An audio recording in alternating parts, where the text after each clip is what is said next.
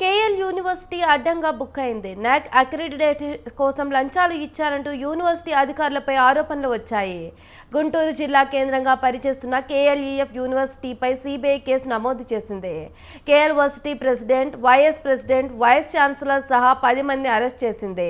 తమ విద్యా సంస్థకు అనుకూలమైన రేటింగ్ ఇచ్చేందుకు నాక్ సభ్యులకు కేఎల్ యూనివర్సిటీ నిర్వాహకులు డబ్బు ఇచ్చారనే ఆరోపణలు వచ్చాయి.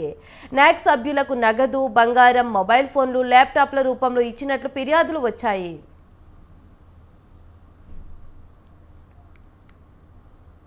చెన్నై, బెంగళూరు, విజయవాడ, పాలెం, సంబల్పూర్, భోపాల్, బిలాస్పూర్, గౌతమ్ బుద్ధ్ నగర్, న్యూఢిల్లీలోని 20 ప్రదేశాల్లో సెంట్రల్ బ్యూరో ఆఫ్ ఇన్వెస్టిగేషన్ సోదాలు నిర్వహించింది.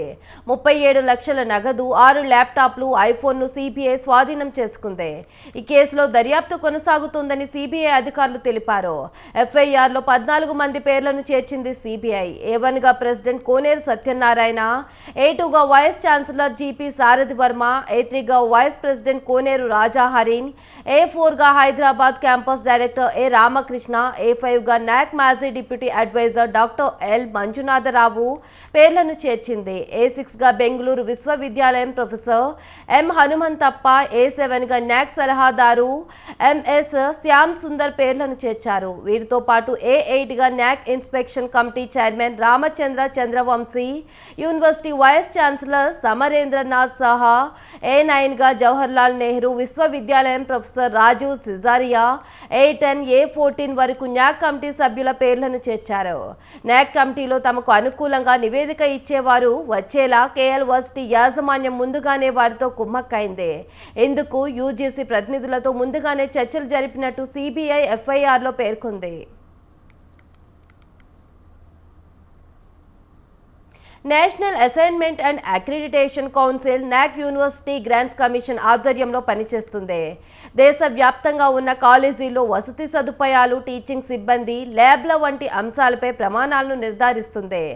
ఆయా సంస్థల్లో ఉన్న పరిస్థితులను బట్టి వాటికి రేటింగ్ ఇస్తుంది. A++, A+, A, B++ వంటి ర్యాంకులు ఇస్తుంది.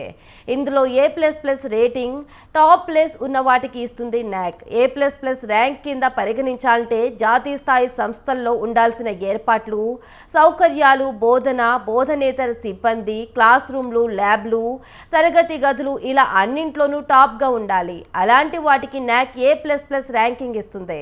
ఈ రేటింగ్ ఇవ్వడం వల్ల విద్యాసంస్థకు మంచి పేరు వస్తుంది.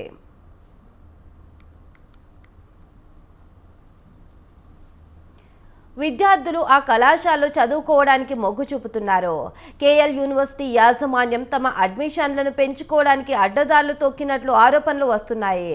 కోనేరు లక్ష్మయ్య ఇంజనీరింగ్ ఫౌండేషన్ను 1980లో గుంటూరు జిల్లా వడ్డేశ్వరంలో స్థాపించారు. 2006లో స్వయం ప్రతిపత్తి పొందింది. 2009లో డీమ్డ్ యూనివర్సిటీగా గుర్తింపు పొందింది. యూనివర్సిటీ పేరును ఉపయోగించకూడదని యూనివర్సిటీ గ్రాంట్స్ కమిషన్ ఆదేశాలు జారీ చేసింది. దీంతో కోనేరు లక్ష్మయ్య ఎడ్యుకేషన్ ఫౌండేషన్ గా పేరు మార్చారు. 2019లో కేఎల్ డీమ్డ్ యూనివర్సిటీగా మార్చబడింది.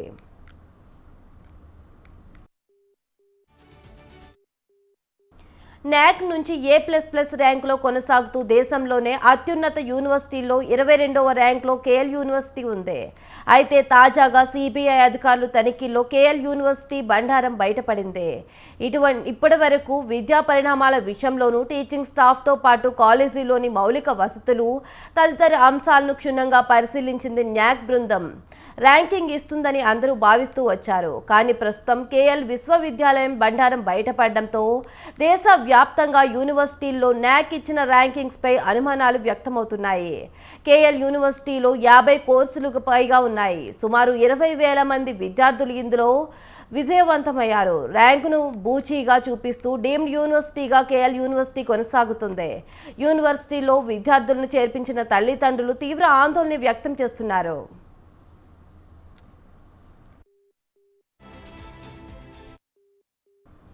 నాక్ ఇచ్చిన A++ ర్యాంక్ను చూపించి తమది డీమ్డ్ యూనివర్సిటీ అంటూ విద్యార్థులను, వారి తల్లిదండ్రులను ఇన్నాళ్లు కేఎల్ యూనివర్సిటీని భయపెట్టినట్టు ప్రస్తుతం తేటతెల్లమైంది.